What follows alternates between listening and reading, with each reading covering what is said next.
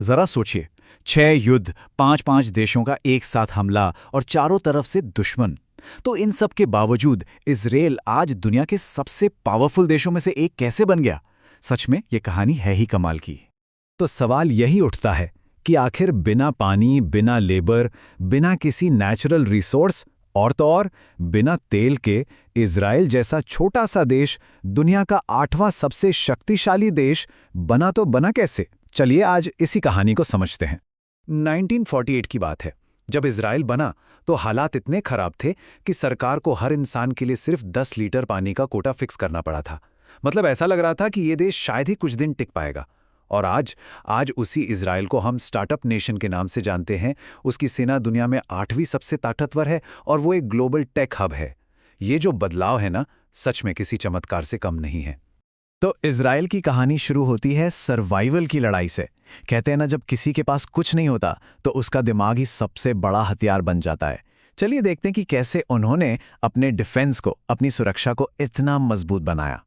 जरा सोच कर देखिए, 14 मई 1948 को एक देश बनता है और ठीक अगले ही दिन मतलब 15 मई को एक नहीं, दो नहीं, बल्कि 5-5 देश मिलकर उस पर हमला कर देते हैं।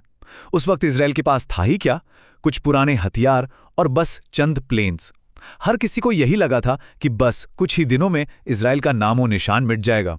लेकिन यहां इजरायलियों ने एक गजब की साइकोलॉजिकल ट्रिक अपनाई। हुआ ये कि लड़ाई के बीच में उनके बम ही खत्म हो गए। तो उन्होंने क्या किया? उन्होंने पूरे देश से सोडा वाली कांच की बोतलें, जिन्हें सेल्सर बॉटल्स कहते हैं, वो इकट्ठा की और उन्हें दुश्मन के ठिकानों पर गिराना शुरू कर दिया। अब जब ये बोतलें हवा से नीचे गिरती थीं तो उनसे सीधी जैसी आवाज निकलती थी, बिल्कुल बम के गिरने जैसी। ये आवाज सुनकर दुश्मन की सेना में ऐसी भगदड़ मची कि वो ये सोचकर भाग गए कि उन पर बहुत भारी बमबारी हो रही है। अब देखिए, बात सिर्फ लड़ाई के मैदान की नहीं थी। इजराइल ने अपनी सुरक्षा के लिए दुनिया की सबसे बेहतरीन इंटेलिजेंस एजेंसियों में से एक बनाई, मोसाद। और मोसाद का काम सिर्फ जानकारी इकट्ठा करना नहीं है। उनका मेन काम है खतरे को शुरू होने से पहले ही खत्म कर देना। कहते हैं कि मोसाद के एजेंट्स की काबिलियत कुछ ऐसी थी कि वो दुश्मन के खेमे में इस तरह से घुल मिल जाते थे कि दुश्मन खुद अनजाने में उन्हें अपनी सारी खुफिया जानकारी दे बैठता था। इसका सबसे बेस्ट एग्जाम्पल है एली कोहेन की कहानी। एली को एक अमीर बिजनेसमैन बनाकर सीरिया भेजा गया और वहां उन्होंने सीरिया के टॉप पॉलिटिकल और मिलिट्री लीडर्स से इतनी गहरी दोस्ती कर ली कि उन्हें सीरिया का डिप्टी डिफेंस मिनिस्टर बनाने तक की बात चलने लगी थी।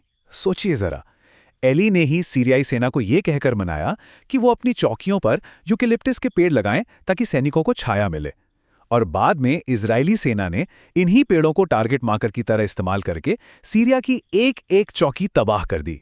ठीक है, डिफेंस तो मजबूत हो गया, लेकिन सिर्फ डिफेंस से तो काम नहीं चलता ना। देश चलाने के लिए पैसा और डेवलपमेंट भी तो चाहिए। और यहीं पर इजराइल ने अपनी सबसे बड़ी कमजोरी को, यानी रिसोर्सेज की कमी को, अपनी सबसे बड़ी ताकत में बदल दिया।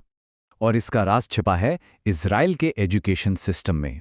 देखिए, जहां कई देशों में एजुकेशन का फोकस अच्छे नंबर लाने और असाइनमेंट जमा करने पर होता है, वहीं इजराइल में जोर दिया जाता है रियल वर्ल्ड प्रॉब्लम सॉल्विंग पर। वहां के इंजीनियरिंग स्टूडेंट्स पानी की कमी, सिंचाई, डिफेंस, इन जैसी असली समस्याओं पर काम करते हैं और वर्ल्ड क्लास प्रोडक्ट्स बना डालते हैं। और इसी सोच का नतीजा देखिए, 1960 में जब पानी की कमी हुई तो उन्होंने ड्रिप इरिगेशन का आविष्कार कर दिया। पेट की बीमारियों का पता लगाने के लिए पिल कैम्प बना दी। दुश्मन के रॉकेटों से बचने के लिए आयरन डोम जैसा एडवांस डिफेंस सिस्टम तैयार किया। और आज सेल्फ ड्राइविंग कारों का जो दिमाग है, वो टेक्नोलॉजी मोबाइल आए, वो भी वहीं से आई है। और इस इनोवेशन की कीमत जानते हैं? इंटेल ने मोबाइल को खरीदने के लिए $15.3 बिलियन दिए, यानी लगभग 1.25 लाख करोड़ रुपए। ये दिखाता है कि प्रॉब्लम सॉल्विंग वाली सोच से कितनी बड़ी इकोनॉमिक पावर खड़ी की जा सकती है। लेकिन इन सभी इन्वेंशंस को एक इकोनॉमिक मिरेकल, एक आर्थिक चमत्कार में बदलने के लिए एक और चीज की जरूरत थी। और बस यहीं से शुरू होती है इजराइल के स्टार्टअप नेशन बनने की कहानी। हुआ ये कि 1990s में जब सोवियत यूनियन टूटा तो वहां से करीब 10 लाख यहूदी इजराइल आ गए। लेकिन ये कोई आम लोग नहीं थे। इनमें से ज्यादातर वर्ल्ड क्लास साइंटिस्ट, इंजीनियर और डॉक्टर्स थे। मतलब रातों रात इजराइल के पास दुनिया की सबसे पढ़ी लिखी और स्किल्ड वर्कफोर्स आ गई। पर अब एक नई बड़ी प्रॉब्लम खड़ी हो गई। इजराइल के आसपास जो तनाव का माहौल था, उसकी वजह से कोई भी विदेशी इन्वेस्टर वहां पैसा लगाने को तैयार ही नहीं था। तो सवाल ये था कि सरकार इन ब्रिलियंट दिमागों का इस्तेमाल करे तो करे कैसे। और यहाँ इजरायली सरकार ने एक मास्टर स्ट्रोक खेला। उन्होंने 1993 में $100 मिलियन का एक सरकारी फंड बनाया, जिसका नाम था योजना फंड। हिब्रू भाषा में योजना का मतलब होता है पहल या इनिशिएटिव। तो सरकार ने विदेशी इन्वेस्टर्स को एक ऐसी स्वीट डील दी जिसे कोई मना ही नहीं कर सकता था। डील बड़ी सिंपल थी। अगर कोई इन्वेस्टर किसी इजरायली स्टार्टअप में 60% पैसा लगाता है, तो बाकी का 40% सरकार लगाएगी। अगर स्टार्टअप फेल हो गया तो नुकसान दोनों का। लेकिन, और ये सबसे जरूरी पार्ट है, अगर स्टार्टअप सक्सेसफुल हो गया तो इन्वेस्टर सरकार का 40% हिस्सा उसी पुरानी कीमत पर वापस खरीद सकता है। मतलब कोई एक्स्ट्रा पैसा नहीं देना। यानी सीधे सीधे कहें तो सारा का सारा बड़ा रिस्क सरकार उठा रही थी और सारा बड़ा प्रॉफिट इन्वेस्टर्स की जेब में जा रहा था। ये एक ऐसी डील थी जिसने गेम ही बदल दिया। और बस इस डील के बारे में सुनते ही अमेरिका, यूरोप, जापान, दुनिया के बड़े बड़े इन्वेस्टर्स इजराइल की तरफ दौड़ पड़े। इसने इजराइल की किस्मत ही पलट दी।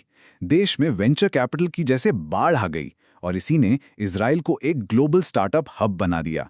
तो इजराइल के इस पूरी असाधारण कहानी से 3 बड़े सबक हैं जो किसी भी देश के लिए बहुत जरूरी हैं। पहला सबक, जियोपॉलिटिक्स में ताकत की ही इज्जत होती है। दोस्त और दुश्मन बाद में बनते हैं, सबसे पहले खुद को शक्तिशाली बनाना पड़ता है। दूसरा, किसी भी देश का सबसे बड़ा खजाना उसके लोग हैं। ह्यूमन कैपिटल में इन्वेस्ट करना सबसे जरूरी है। और तीसरा, जो बहुत जरूरी है, सिर्फ सेल्फ रिलायंट यानी आत्मनिर्भर बनना काफी नहीं है, लीवरेज बनाना जरूरी है। मतलब कुछ ऐसा बनाओ जिसकी दुनिया को जरूरत हो, ताकि दुनिया उस देश पर निर्भर करे। और यही आज का सबसे बड़ा सवाल है कि कोई भी देश जिसके पास इतनी बड़ी ह्यूमन कैपिटल हो, वो इजराइल की तरह लीवरेज कैसे बना सकता है? कैसे कुछ ऐसा बना सकता है कि दुनिया उसकी रिस्पेक्ट करने पर मजबूर हो जाए? ये एक ऐसा सवाल है जिस पर हम सबको सोचना चाहिए।